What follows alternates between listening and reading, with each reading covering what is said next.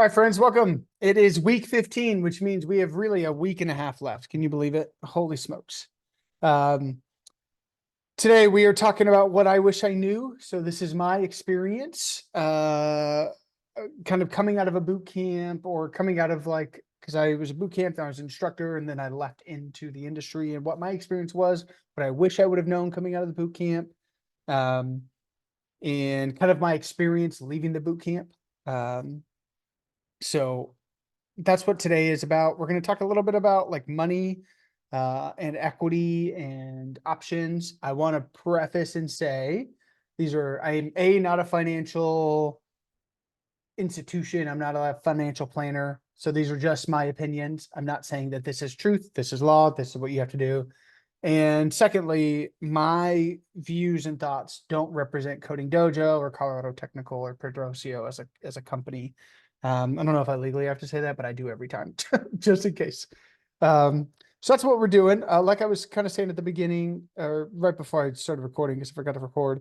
You don't have any more core assignments due this week, or really for the rest of this stack. So really until Wednesday. So no more new core assignments, but again, as a reminder, you have to be at 90% core assignments in order to move on to the next stack. And you have until Wednesday, the 27th at midnight to submit those. So if you are falling behind, if you're not at that 90%, there's only a handful of people. You guys are all crushing it. But if you're not at that 90%, make sure that you are turning those in. So that way you can continue forward, right? Also, you need it to get a belt exam code, but in order to move forward at all. What we're going to be doing on Wednesday is I'm going to talk about Big O notation during the office hour. And then I'll talk maybe for like half of it, first half or second half. And then I'll talk about APIs. APIs are going to be something that application programming interface, which is just basically our way to interact with applications. Lots of things have APIs. Lots of big companies have APIs. And so that's kind of the way of the world. So I think it's the most important for you to understand how you utilize an API, retrieving data, grabbing data, doing something with that data. That's going to be paramount. Like you have to know how to do that if you're going to be a developer. Really, what we created when we created our Flask server was really just an API, right? We set up some routes and we said, when this route hits, this is what I want you to do. It's the same sort of thing. Just other companies were using other companies' APIs. So we're going to start that process. And then we'll talk about really how you hide keys. We're going to learn about .env, and we're going to kind of keep that going because I think that, again, all this other stuff is fine. Organizing projects, project wireframe, that's fine. You're not really going to have to wireframe very much, just being transparent, because usually you'll have UI UX that will give you a wireframe and you do that, or you're just going to build it out yourself. And so you can practice wireframing, that's fine. But if there's other ways, like I don't ever wireframe when I'm building something. I just kind of think through, okay, here's where I need to start, here to go. I plan out, not necessarily as a wireframe, but I just plan it out and then go from there. So yeah, we'll do that. We'll grab all that stuff with Ajax, hiding API keys, all that stuff. So that's what we'll be doing. As a reminder, I sent out a belt exam code on Friday. If you haven't received that, that means that I do not have 90% of your core assignments. So if that's the case, just make sure you get that done. Once you get that done, shoot me an email, or if the TAs are still around, just ping them and they're more than willing to give you a belt exam code. Okay. So that's what we are doing. One more thing is you do have a discussion post for each week. So even during this short week, everything is due on Wednesday. So your discussion post is also due on Wednesday. So please make sure that you are doing both of those things. Cool. What I wish I knew. So this is going to be kind of not all over the place. It'll follow a theme, but there's a few things that happened when I graduated that I wish that I would have approached differently. First and foremost, I was not strong on projects and algorithms. I was not strong on Big O notation. I was not strong on the different type of searching and binary trees and heaps and queues. I was not strong on all of that. And I had some pretty big interviews that I failed. If I'm just transparent, I failed them. I had no idea. And I didn't get the job, obviously. The way that the process works is when you apply, kind of depends on, there's kind of two routes, right? Either you're kind of cold applying or you have an in at the company that you're applying to. Now, if you're cold applying, that's a little bit tougher, just being super blunt and transparent, and especially in today's market. It's not impossible, it's just a little bit tougher.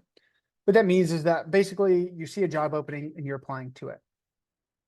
That's fine. That'll happen. I did that a lot and I still got all my interviews from that. So for 2 out of 3 of my software developer interviews were through that. And, you can still get interviews that way.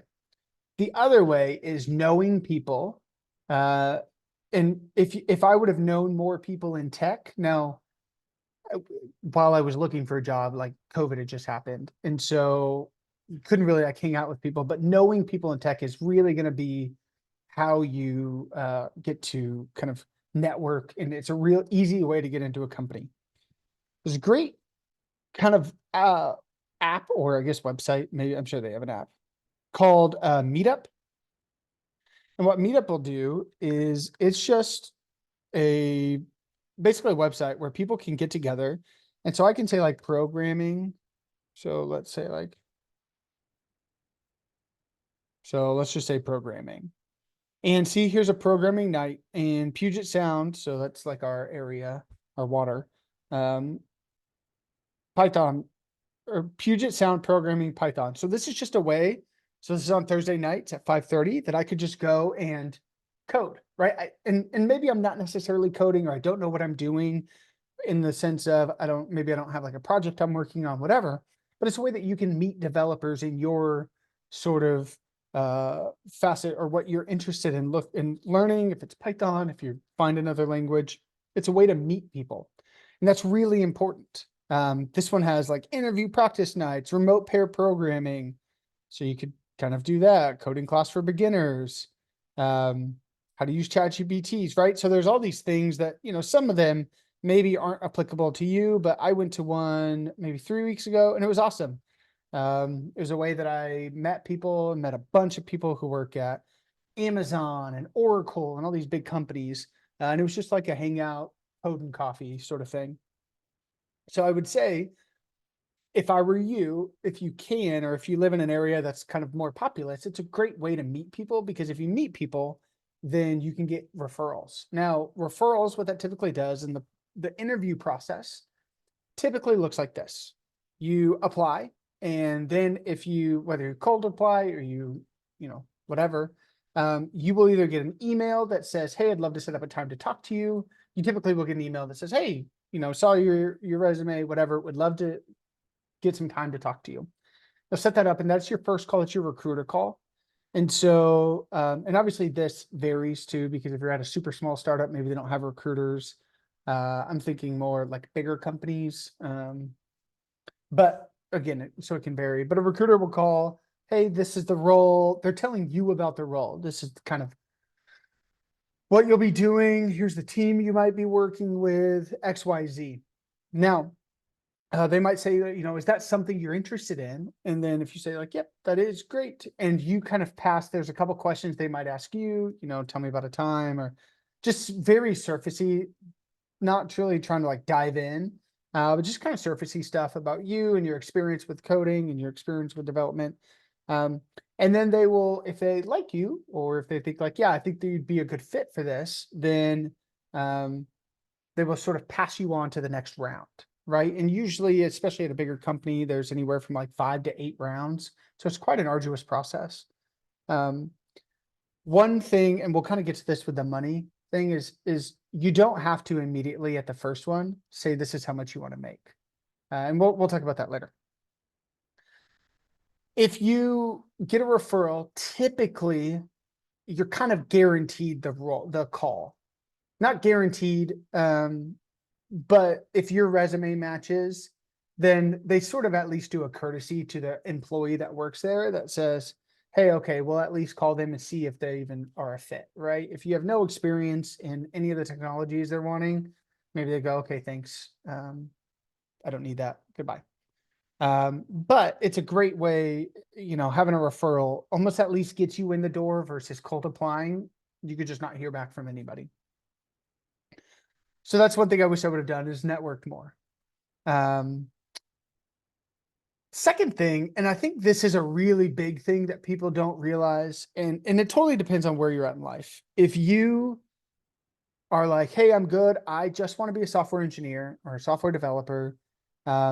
Sometimes engineers, people who have like a CS degree, will be like, I'm an engineer, you're a developer. And so a lot of people throw them around. Some of the like pious-y, like, oh, I have a master's in software engineering, so I'm an engineer. Sometimes I might be like, you're a developer, not a software engineer. But if you are like, that's what I want to do, I just want to code in a way of, I want to build an application, I want to build that. Okay, great. Look for those jobs. If you are somebody who likes this, sees it as a tool, but you're also like, hey, I need to make some money, or whatever. There's a lot of jobs. Something I wish I would have known is there's a ton of jobs that you can do if you just know how to code that aren't coding in itself. So there's a lot of like success engineers, what that is, and that's what I did for Twilio, and we'll get to kind of that route. It was like post sales. So after they sold and they bought our product, I would then come in, and then they would send me, they'd be like, basically I'd be like, it's like a code review all the time, where they'd say, hey, we're trying to do this. This is what we're pinging. This is what we're expecting. This is what we're getting back. And then I would sit and say, okay, well, here's what our tool, here's the rules, here's the parameters, here's what here's what it should look like if you want to do that. And so just by like knowing how to code just a little bit, it wasn't a ton, it wasn't a huge understanding, but if you can know, okay, from an API call, this is what you're doing, this is what you should be receiving, you can go and you can get there's a lot of jobs that do that. So that's post sales. Then there's other ones called like pre-sales, called sales engineers, and we're going to look at salaries here in a bit. That's like, if you're technical and you like people, like I'm sort of outgoing. And so that's usually unique. So if you guys are outgoing and you know how to code, that's a very unique skill. So great job there. And if you're not, then that's fine. But I love sales, and sales is what I did kind of prior to this.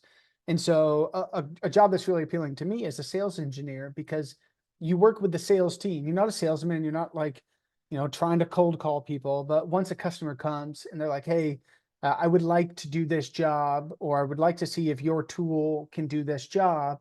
It is your job to basically emulate that, use the tool,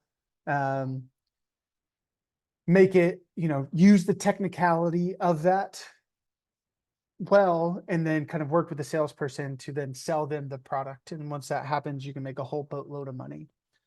So I wish I would have known that there was different things. There's a whole bunch. There's a great website called Levels FYI.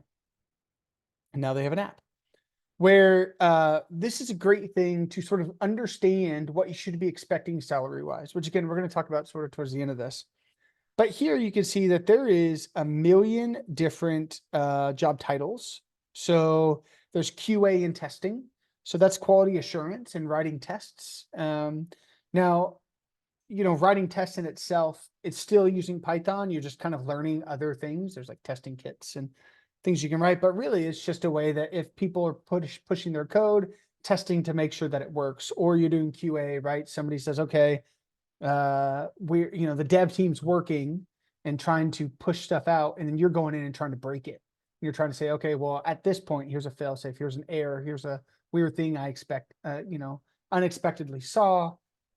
Here's kind of the process. Here might be where you want to look, right? And because you know how to code and you can kind of follow code, which is what we've been practicing, you can be able to do that, right? So QAing, there's a lot of stuff with like, obviously API development, that's sort of back-end stuff. You've got full stack, which is what you guys are.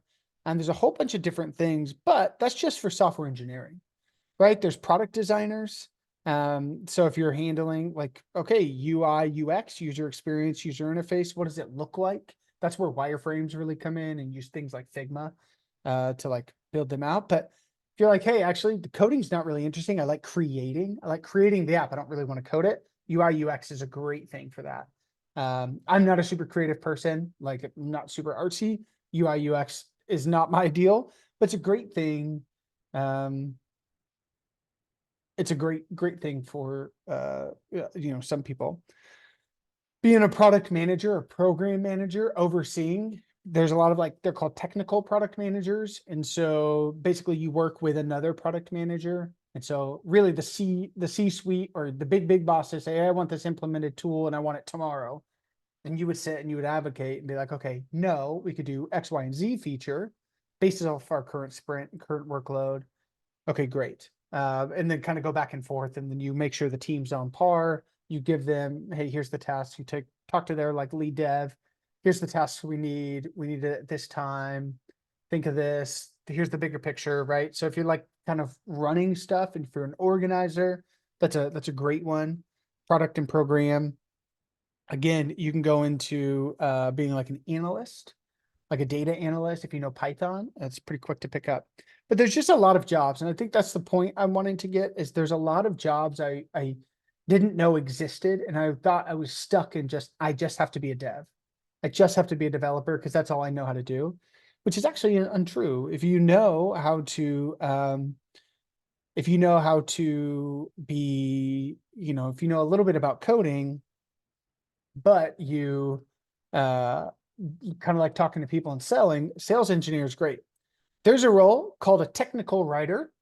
I would probably say stay away from technical writing. Technical writing is really, you're writing up all the documentation, right? You're helping make it easier for people to use the application. If I am Monday.com, I'm writing articles on here's how, and writing out the implementation.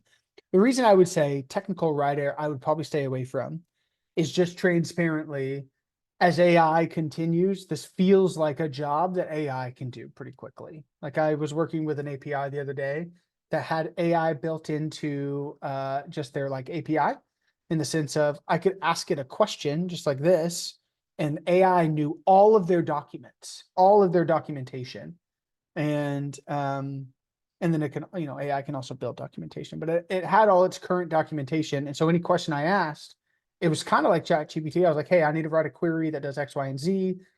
And then it would do that, and it would give me an example query, and then it gave me the reference point to the docs.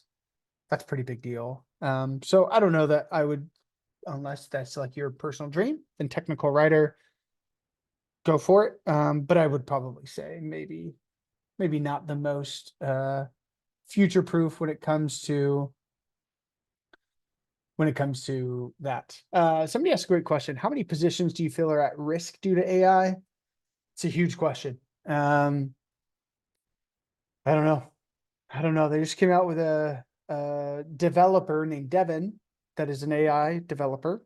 But he can only pass like 13% of dev stuff. So it's going to get better. I just don't think, because at the end of the day, if something breaks and nobody knows how to fix it, then your company's donezo. So you're still going to have software engineers. And I think it's also just a lot of scare tactic, though I do think that there is probably going to be some sort of, it has to be some sort of loss, because there are a lot of jobs that AI can eventually take, like a ton of jobs. I think it's more so going to be, if you don't know how to implement AI into your workflow, that's when you're going to struggle. If you don't know how to use AI when you're coding, if you don't know how to use ChatGPT in an effective way to problem solve, then you're going to get then I think you're going to struggle. But I think if we were to a point, here's what I would say, and here's what maybe I'm just hoping, trying to put it in the ether. I think we're probably not going to get to a point where AI can fully build out an application for another 5 to really 7 to 10 years, because applications are so huge and you have to host, you have to do a bunch of stuff. And I'm talking about like really good. They can do it really, really well. Because I think at some point is maybe 7 to 10 years. So I think in 7 to 10 years, it's going to be really challenging to become a junior developer. Honestly. I think if we have, if you guys are entering into the workforce and you have 5 to 7 years, I think you're going to be at a better space. I do think in the future, like 15 years from now, it's going to be really challenging to be a junior. But there's going to be a lot of people that need to, it's going to be a weird juxtaposition because we're not going to have a ton of juniors, but then we need people who are a little more mid-level. So I don't know. It'll be interesting. Good question. Okay. But yeah, there's a lot of jobs that I didn't know existed. There's a lot of tools you can look at too. So Indeed.com is one that a lot of people use. Obviously, it's a great one. It's just a job board. Now, what I would advertise against is do not build a bot that's just going to mass apply. Like I would advertise and I would say that's not going to help you. Because what people are going to be looking for is more things kind of tailored, not necessarily cover letters or anything like that, but being able to like say, okay, great, here, this contract, $50 an hour. It's not a ton.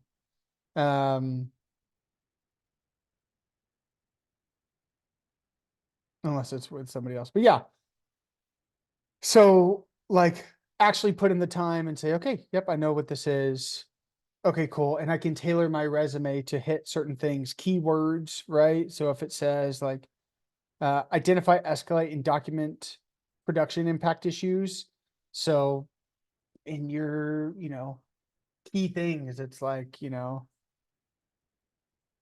like to handle issues that impact production by documenting, identifying, escalating, right? Like hitting these keywords because they use AI to read your resume. And so you want to see what is the keywords or what are the words that are in that, and you want to make sure that it matches that. So don't just spam it because that's not really going to do anything. Don't go on Reddit like the new learning Python or learning programming because everybody's doomsday and they're like, I've applied to 4,000 jobs, not even a call back. It's like, well, then there's something wrong. A, with your resume, B, with the jobs you're applying for, and C, how did you have time to do 4,000 jobs? So I would say, kind of my less job applications with more targeted applications is going to be more beneficial. Again, knowing somebody's always going to be better. So if you can network, that's great. So Indeed's great. There's another one that I just recently found, or a buddy told me about it, and I really like it. It's called Otta, OTTA. And what Otta does is you basically have a profile, and you say, hey, here are the things I'm passionate about. I want a challenging work, or I want work that is about sustainability, right? I want XYZ, right? So it has you fill out this form that's maybe like 3 to 5 minutes. It's not super crazy. And then it will then send you jobs. So if you're looking, you're like, cool, great. So it doesn't overwhelm you. It sends you 10 jobs that based off of your profile, based off of the things you said you're interested in, this is a great job. So here's a sales engineer at this company called Motive. Again, a sales engineer is somebody who works with the sales team. They're more technical, but they're not necessarily just sales, but they're more technical. And the pay is 100 to 145K, right? And it will tell you, okay, here's what they're expecting. Here's what the job involves. What's really cool about Otta is it tells you about funding. So if you are looking at companies that are not public yet, so, any sort of startup wanting to see how much their total funding. So this company's raised $567 million. That's good. It's a very good thing because if your company can't raise money, then they don't have a product and investors don't want in them. So this is a really cool thing. And then they'll give you like, hey, this is my take. Here's what it is. Here's a couple things on Trustpilot and Glassdoor. And then it also tells you like employee growth, which I think is interesting. It tells you the investors. So it's a great kind of tool. And then you could just be like, nope, I'm not interested in that. And then you go to the next one. Okay, solutions engineer. Great. Grammarly. And so you can, again, look at this, 44% of people growth lots of people seems like they like to work at Grammarly. Okay, great. This is awesome. They just raised $200 million in 2021. That rules. Here's some of the company benefits. Like gym stipends, catered lunches, all that fun stuff, 401k matching. And then if you say, you know what, that sounds good, you can save it. And so each day you could say each day or each week, they will send you more jobs. And then again, it's more targeted. It's what you want to do. And you go, okay, great. All right, backend engineer at Alma. It's Python, MySQL, Django, and Git. It's on mental health. This is awesome. Now it does say few candidates here back within 2 weeks, or a lot of candidates. So that's something to think of as well. But this is a cool thing that you could just be like, yep, save. And so it's a really cool tool. It's free, doesn't cost you any money. It's just a job board that they do there. So yeah, looking at really, you don't have to just be a dev. There's a lot of other jobs out there. Can really, really help you. Go ahead, Graylin. I was just curious, when you first started out, I know like as a recruiter, if I'm trying to find a software developer, a lot of these companies will have like 17 or 18 different tech stacks in their job requirements. It's like nobody has all of that Yeah. most of the time. Are you seeing when you were applying, what was like, what would you key in on to know like, okay, I really don't need to know all of this? Or Yeah. Yeah. Great question. Graylin, you bring up such a great point. There's a lot of, the reality is the hiring process for devs is really hard and broken. And a lot of people would say that. It's not just like my opinion. There's a funny thing where somebody got denied a job because they didn't have enough experience in it wasn't React, but it was another large thing like Vue or something like that, which is a big JavaScript framework. And they're like, hey, we require 15 years of Vue experience. So I'm sorry, you're not qualified. And he was like, well, that's funny because I actually wrote Vue 11 years ago. So help me understand. Like, what do you mean? Like I created this, and it's only been here so there's a ton of stuff like that. What I would typically say is if I was looking at, let's go back to Indeed. So like here, like Rover, right? Here's a great kind of example, and they might list out a million things, right? So like familiarity with SQL, Python. Well, this one's actually pretty well done. Let's try to find one that's yeah, bad. that's clean right there. Yeah, I was gonna say that's a good one. Microsoft. Let's see. Yeah, this one's cool too. Yeah, so this is kind of the big thing, right? And this is what a lot of them will say is, 2 years of technical engineering experience with coding languages, including but not limited to. So really, it's like you don't have to know C, C++, C Sharp, Java, JavaScript, and Python. You just kind of have to know one of them, right? What a lot of companies are also doing, I think it was 44% of companies in 2024 are planning on dropping the requirement for a bachelor's. So you'll see a lot of this, right? Like and this is a developer 2 role. So it's saying, hey, you have to be 2 years of doing that. But like a lot of developer 1, it'll say, hey, I want a bachelor's degree or relevant experience or equivalent experience. That's what this boot camp is. And so if you see that, like, hey, bachelor's or relevant experience or certification or something like that, that's the boot camp. That's basically saying, did you go learn this somewhere? Or I mean, I guess technically you could be self-taught, but yeah, if you find a job that has a million things, like it's gonna name just a bajillion, like, oh, these are all pretty good. Whoa. Let's see. Trying to put one of these companies on blast for just having all the things. No? Yeah, you usually see them, Yeah, usually you especially like see just a banks or non. million. Yeah. Trying to find one from maybe a company that's not so. Healthcare is usually bad for that.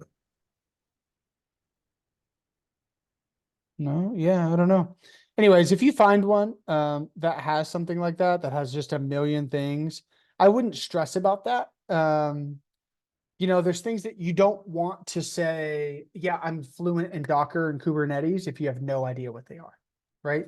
Now, if you know, or, if they're like, hey, you need to know Kubernetes, that doesn't mean don't apply. That just means, kind of look at it. You don't have to look at everything, but being like, okay, what is Docker?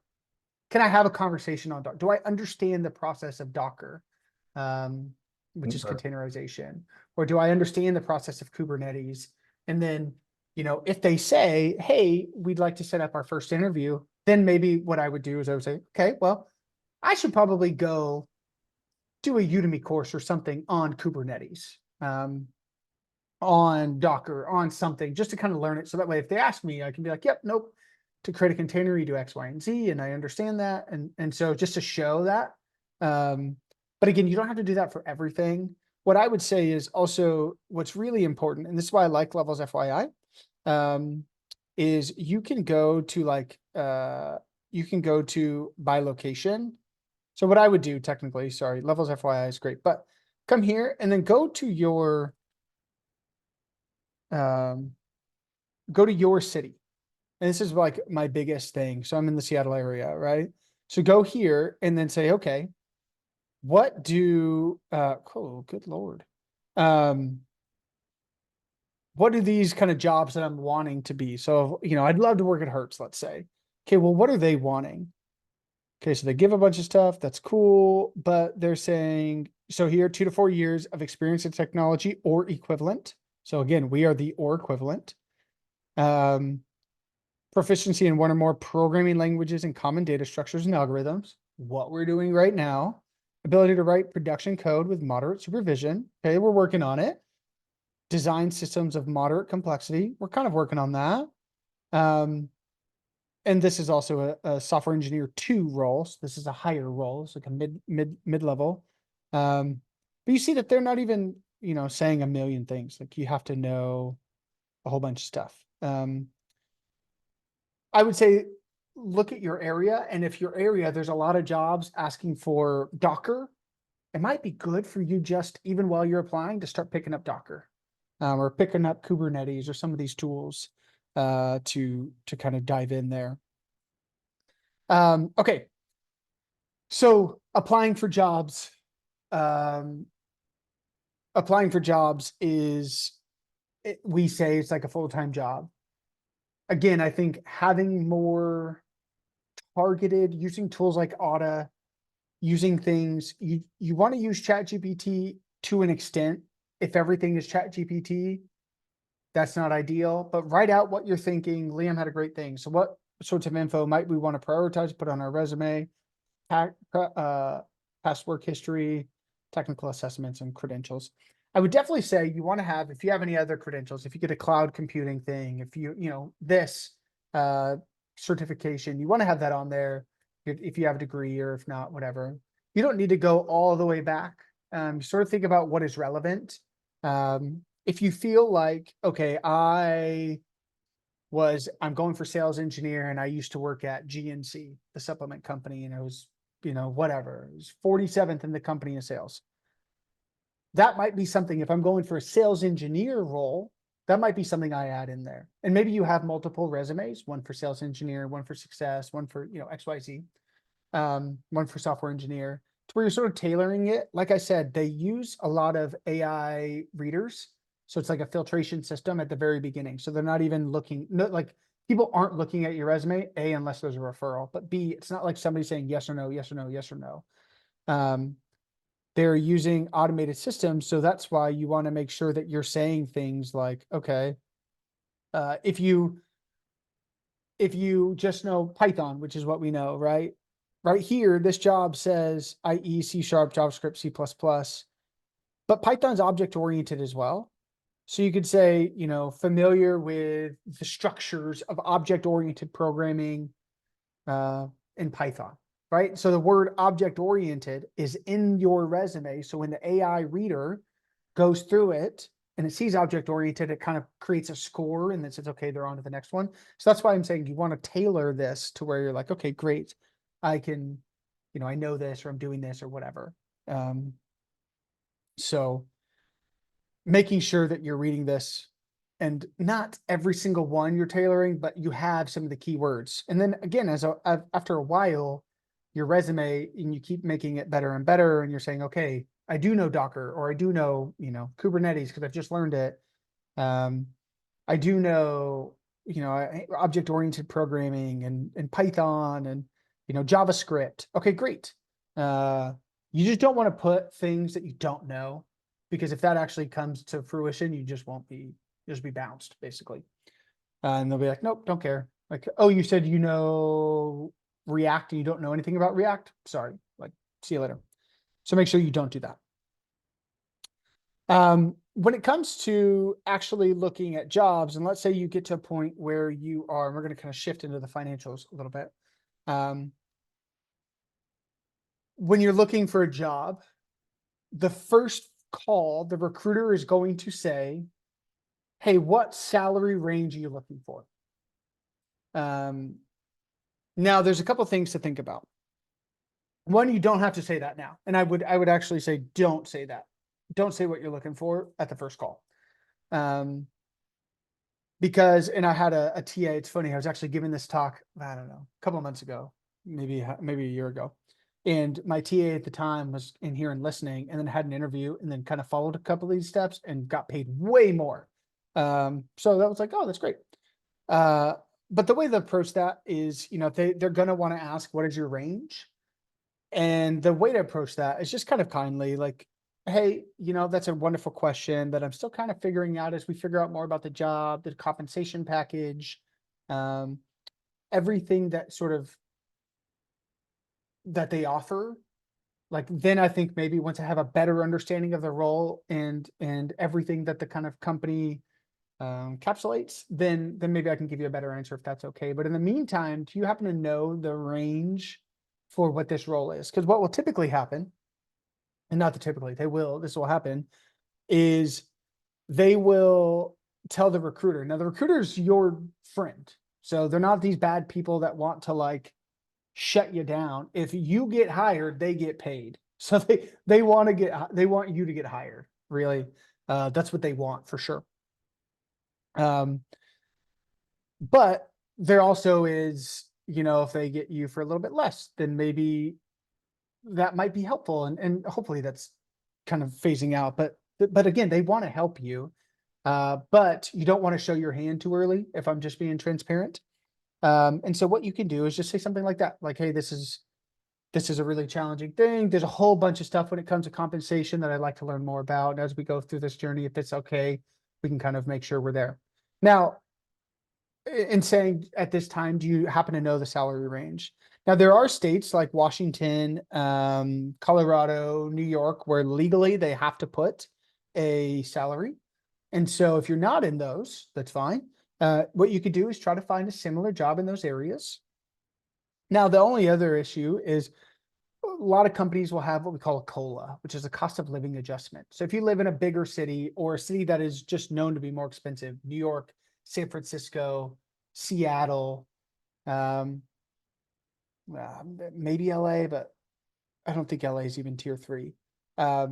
Those are, you're going to get paid more because your money goes not as far in those cities. So let's say that, for instance, I'm in Albuquerque, New Mexico, where I grew up, and Liam's in Seattle, and we're doing the same job. Liam might get paid quite a bit more than me for doing the same job just because he lives in Seattle and I live in Albuquerque. Now, is that fair? No, but it's because, your dollar in Albuquerque goes a lot farther than your dollar in Seattle.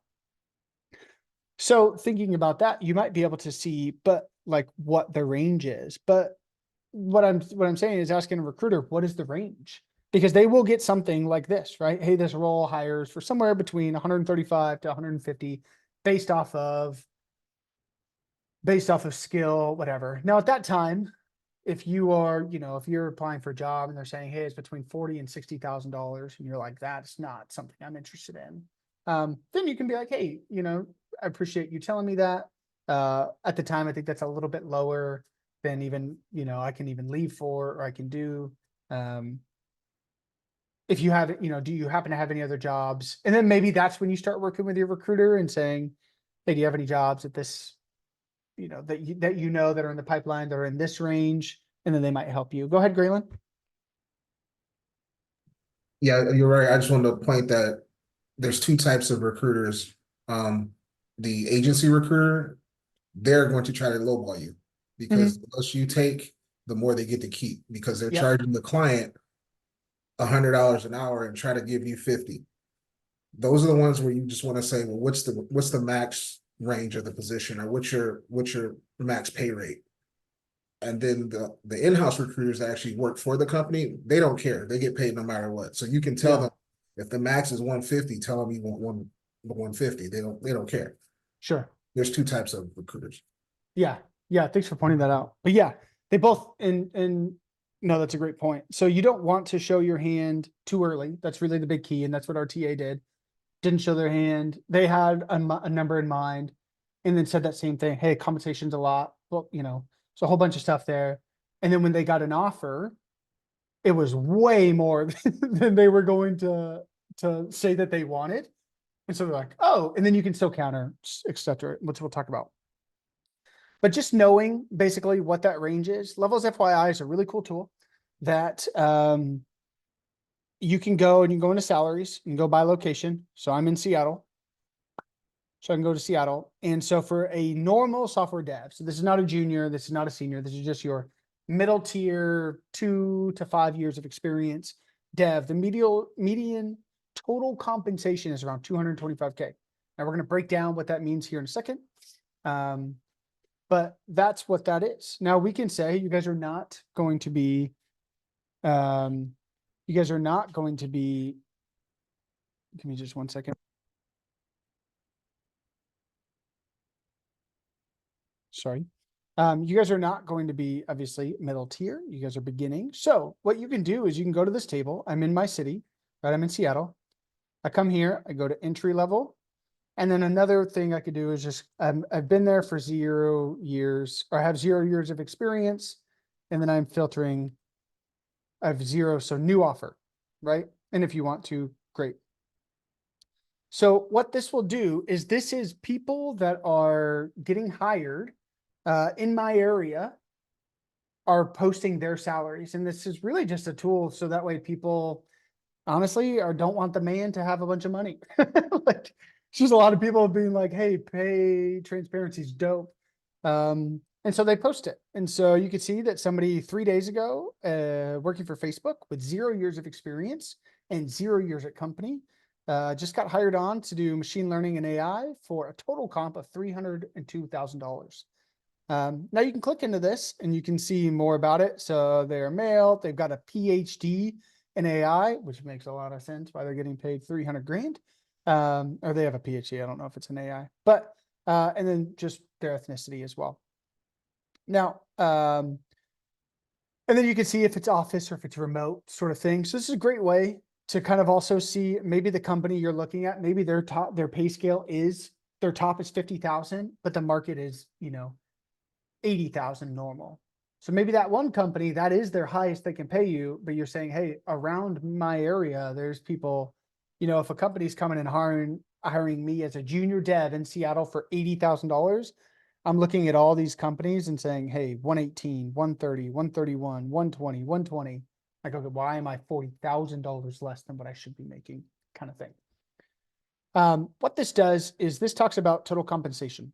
Now, this is a way that recruiters, and Graylin, it sounds like you have experience recruiting. I think you said you do.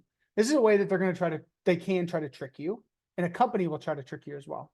And I say trick, I'm not like maliciously trying to trick you, but it can get a little confusing because they'll throw around this word total comp.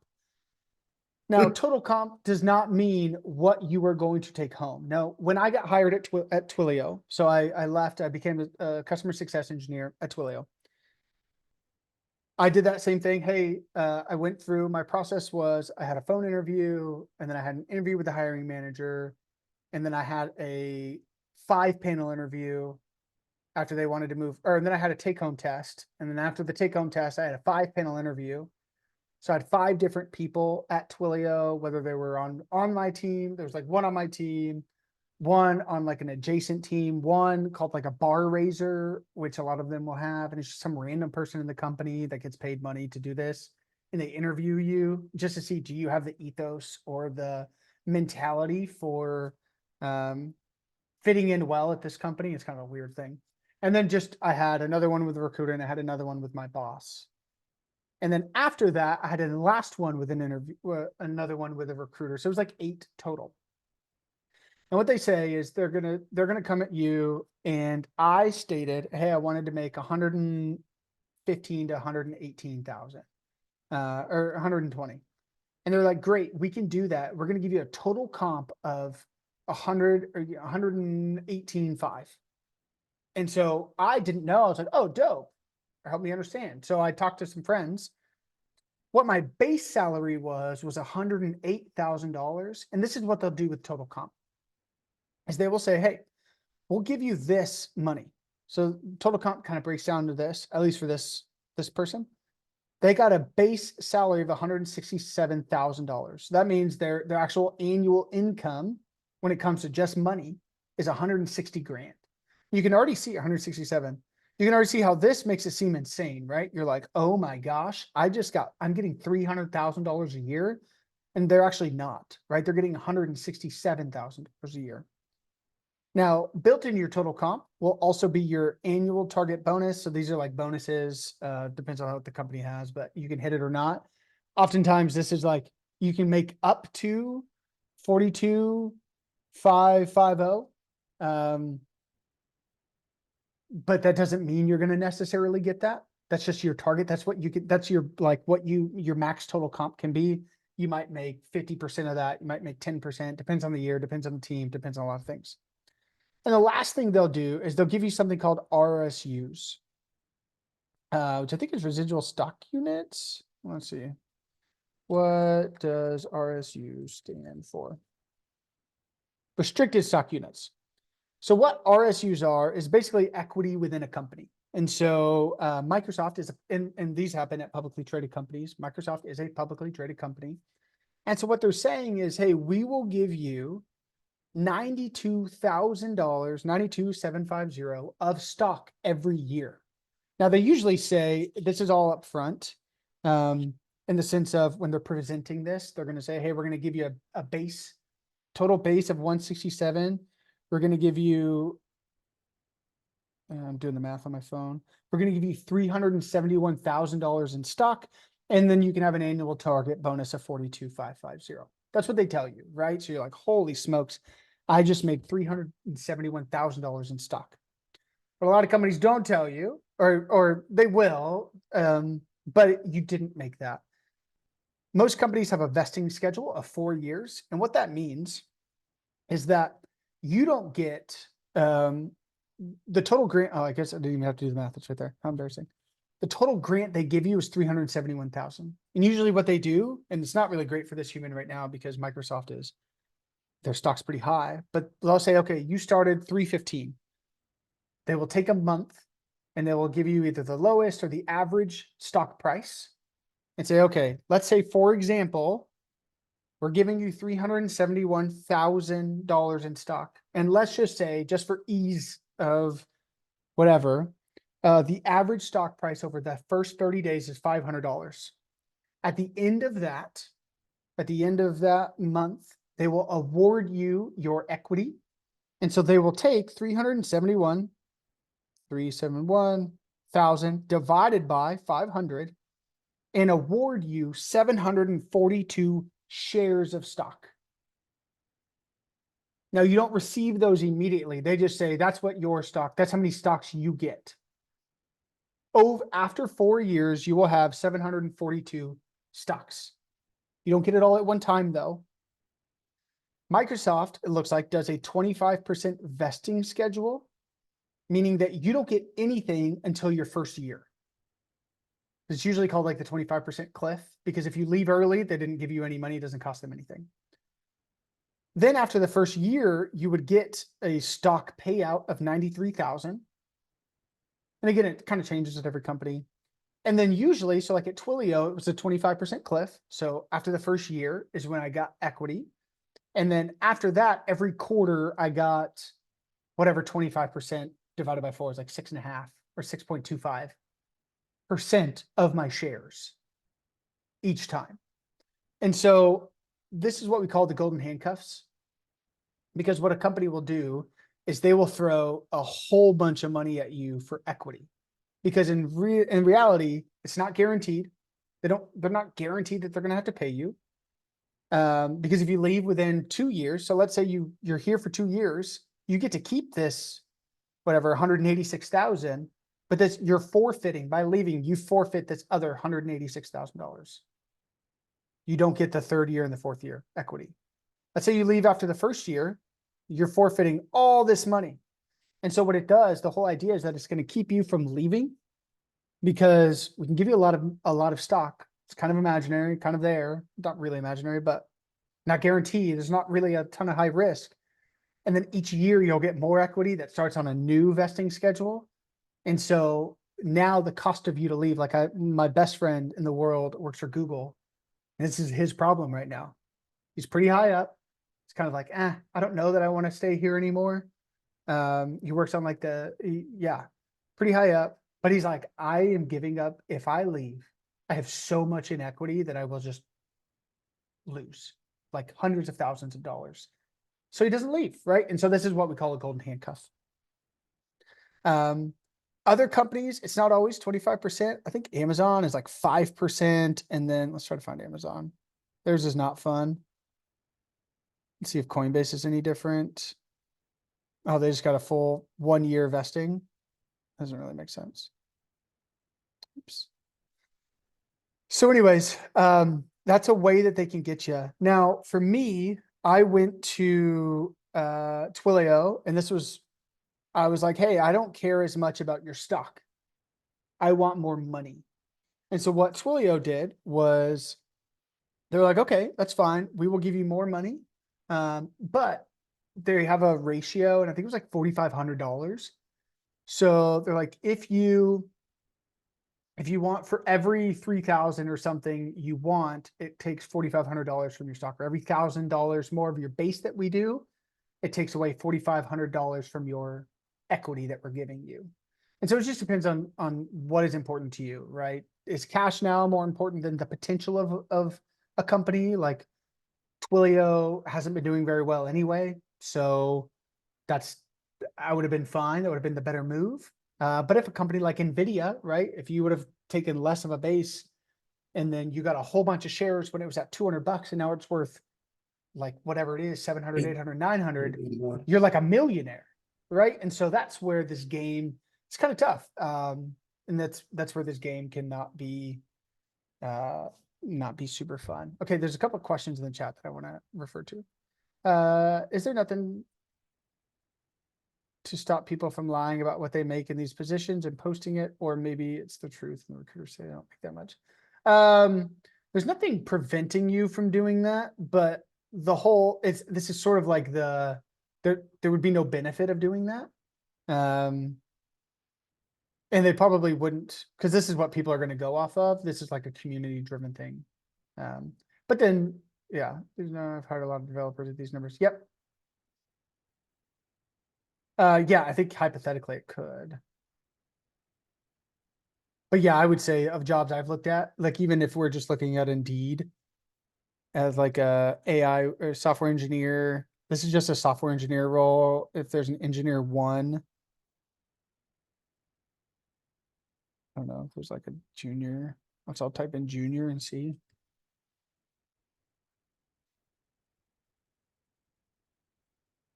Entry level at Boeing.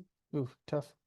But Boeing's gonna pay low anyway, but yeah, so this one might be a little bit lower. But yeah, you can see this one, 130 to 150. Again, that might be total comp too. So these pretty high numbers might be your total compensation. They don't show that. Somebody asked, is it usually easiest to walk from those who lowball excessively thin, or is it better to try and counter at market rate? So I would say that, again, they're not necessarily like they might lowball you. And this is where knowing your market is important. And depending on how far down you are, right? Like with Twilio, for example, in order for me to, and this is something important to see is each company has different tiers, basically. And so this is software engineer, and then Microsoft has software engineer 1. to, if you look at this, you can see like SDE1, SDE2, or you wouldn't see SDE2s because these are entry level. And those each have different range. So if you're Dev 2, then that range is higher. So for like Twilio, I had to, in order for me to get paid more, I had to enter into a new tier, but I was they were like, you're qualified for this. We're just going to have to pay you more, which is a new tier. So you have a little bit more responsibility. And I was like, okay, that's fine. So they're not, again, not hiring people is expensive. And then the process of hiring people is expensive. So they're not trying to like, at least Graylin, maybe you can speak to this. They're not trying to like totally lowball you to save 5,000, 10,000. If it's like a $40,000, then it's like, yeah, I'll walk away. But if it's $5,000, they usually try to at least meet you somewhere. Yeah, it costs them so much more money having the position open and unfilled that a lot of times maybe they are paying an agency for a contractor and they've got to pay $250 an hour for that contractor. But if they hire you, they can hire you for $150 an hour and you're happy and they save money. So they want to fill the position. It's just sometimes it depends if you're dealing with a shady recruiting agency or not. Like you said, just anytime they ask you what are you looking to make, just tell them, I'm not really sure right now. It kind of depends on what I learned in the interview process and what the expectations are and kind of what the scale of the role is. But what's your budget for the position?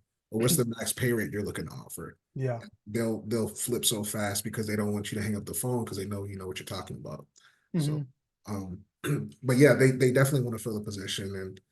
And even if you gotta remember, if you take a lower salary in a year or two, you're going to be worth double that anyway. So you don't have to stay, but we got to get our foot in the door. Yeah, no, that's a great point. Getting your first job is the hardest. And then also with that, the total comp too, and this is why, and you can even pitch it too, is like Twilio paid $50 a month for my gym, $50 a month for my internet, $50 a month for my phone. I had a $30 a month stipend for books. If I wanted, they're like, we want our people to be learners, so buy books and we'll pay your internet. Yeah. Like one of my good friends is a customer success. That's another role you could do and still make quite a bit of money. It's customer success. Really just kind of implementing it. It's way less technical. But his company pays for his health insurance like fully. And so like, I think I currently pay $500 a month for my wife and I, and so I think he's valued that at like $9,000 from the market. And so you could sit, and that's why compensation is kind of hard, right? Because you might have a job that pays $5,000 more, but you now have to pay health insurance, or this job that pays a little bit less, but then they pay for your health insurance. And so technically you're making more money because you're not paying it. Like, it's a whole bunch of stuff like that. And so asking stuff like that, like this one gives you a monthly co-working space membership. That's dope, right? Like if I want to go to WeWork or monthly health or in therapy, stuff like that. So it is quite a there's a million concepts and getting the full picture. Don't just jump and be nervous and be like, I'm scared that this is what I'm going to ask. I'm going to ask for $100,000. That is, as a developer, that's pretty cheap. Yeah, I was a recruiter for Microsoft and I quit that to do this because I saw what they were paying and I was paying these people $500,000 in stock and $3,000 salary. They only got like 5 years experience. And they're getting a bunch, a $80,000 sign-on bonus. It's like, what the hell? So granted, they're one of the more successful companies, but it's real. Like these numbers are real. Yeah, they're real. I can speak for that. You can make a lot of money. The other side of it too is just kind of going back to the equity and the RSUs is so let's say we said remember how after 30 days they give you your base price and that's what it's worth. That can flip and be really bad. The friend that got hired that had a referral for me, my best friend's wife worked at Twilio. The one who worked at Google worked at Twilio, or his wife works at Twilio. And she, by the way, if they give you a referral, they often get paid. Like she got paid $3,000 because I got hired. Yeah. By Twilio. So like asking, don't just ask somebody that you don't know, hey, will you give me a referral? But if you've got a friend, they get paid a lot of money if you get hired. So it's like not a bad thing to be like, hey, do you just mind? Because all they will typically have to do is go in their internal thing, say like, I want to create a referral link. They create a referral link and then it goes to you, and that's it. Or they send it to you or they email it to you, whatever. And then you go from there and then it knows, okay, this person was referred. Um, Now her equity, got hired on at Twilio when it was like its peak. So it was like 450 was her price. And now Twilio's down at like $50. And so again, they say, here's your total equity. This is how many shares you get. They don't waver on that. They don't say, okay, well, you signed on for 371,000. So,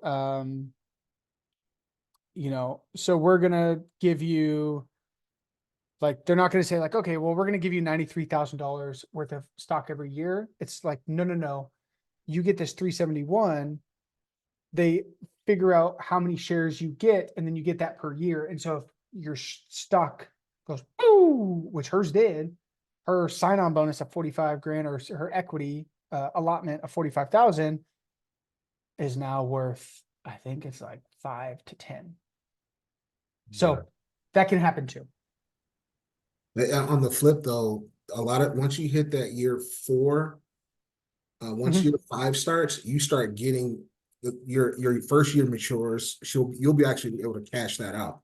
Mhm. And every year after that, you're getting a fresh set of stock at that value. So every year you can literally cash out your prior Mhm. third year Yep. increment and Yep. continuously give yourself that bonus just in case it goes down. And a lot of them Yeah. have employee stock discounts. And Purchase programs. yeah, so it's a Yeah. way to flip it around. But yeah, take the cash. Yeah. And there's a lot of stuff too to that. Like, again, I'm not a tax expert, but I sat through a class with Twilio. It was something along the lines of like, if you take it out within a year and 1 day, and not just talking like long-term and short-term capital gains tax, but something to do with you get taxed, but if you take it out immediately, you get taxed much, much higher than if you let it mature for a bit. But then, like It's Braylon's it's saying, treated you like run a the gift. yeah, you run the risk of um you run the risk of it was worth 93 and now it's worth 12, right? And so you might wanted to take out the tax. You might want it to like get hit with that tax and sell that out because it might be worth more. So that's all a gamble. And these are, again, this is with publicly traded companies. Now, I went from Twilio to a startup where we're given options. Um, and options are very different. It's basically, hey, here's how much the valuation of the company is. Remember when we talked about this right here? And so you have options. And if they go public or they get purchased, by like, let's say Amazon or something big, then it can get cashed out. And the way it works is, let's say you get 30,000 shares, let's just say, for example, and you have what we call a strike price, to where your strike price, like my buddy, um, started as a startup, or didn't start a startup, joined a startup pretty early. It was like number 200 something, and his strike price was $10. Um, and he's got lots of stuff. His company's a double unicorn, meaning that they're a unicorn as they've reached 1 billion, and so their value is over $2 billion. And so when they eventually go public, which I think they're going to go next year, their stock might go public for, I don't know, $45 or $50. And this is why people can get really rich off a startup, especially if you start at the very beginning and your strike price, like mine, is like $1.70. And so if, let's say, it's $45, I can buy 30,000 shares that are worth $45. So we'll say 30,000 times 45, which is $1.3 million worth of shares, for 30,000 times 1.5 for $4,500. So I would pay, or no, $45,000. So I would pay $45,000 to buy them, but their value is 1.3 million. And so that's how a startup, that's why, you know, if you hit a startup just right, you can make a whole bunch of money and never have to work again or whatever. So yeah, like his strike price is $10. And then if they go, you know, if they're at 100, then, and he has like 80,000, you can make a lot of money. So, but not most startups fail. So don't be like, we're always going to get sold for a lot. Most startups fail. So that's part of it. And so if they fail, then kind of just means nothing. But all things to like think about. I think the big takeaways is there's a lot more roles than just a software developer, sales engineer, customer success. Go to Otta.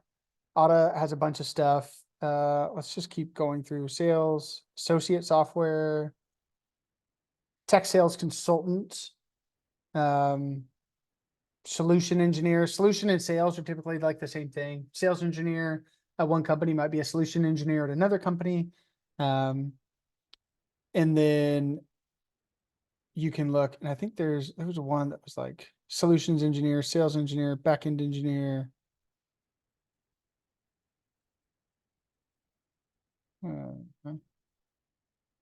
I don't know. There was one, there's like customer success. So there's a lot of roles that you can do without, you know, without just having to be a dev. So especially if you're just trying to get a job and trying to break into the industry, the last thing I'll say is, let's say Microsoft's hiring a solution engineer or Postman or Alma or, you know, some of these bigger companies. It's easier to transfer internally. So if you're still making good money and you can live off of that, and you can't, let's say you can't find a job, but you happen to like put in for a solutions engineer and you've progressed, you have an offer there, but you can't find one as a dev. It's a good company like Grammarly, like at Twilio, after a year, you could get on a track to transfer within the company to be a dev. And so, or it might've been 2 years, but if you're there for 2 years and then you still like the company, you can transfer, become a dev there. So it's a little bit easier to transfer internally versus breaking into a company. So those are things to think about. When a recruiter calls, the first call, do not say your salary, ask them what it is, tell them it's a complicated question. Do your research and see what people around you are paying. Kind of those jobs. Remote jobs do exist. There are more hybrid jobs opening up though, because companies are paying a whole bunch for commercial real estate. So they're kind of making people go back. But it's still available. The last thing I'll say, I know I'm sorry that this is the last thing, but Danny Thompson, OMPSON LinkedIn.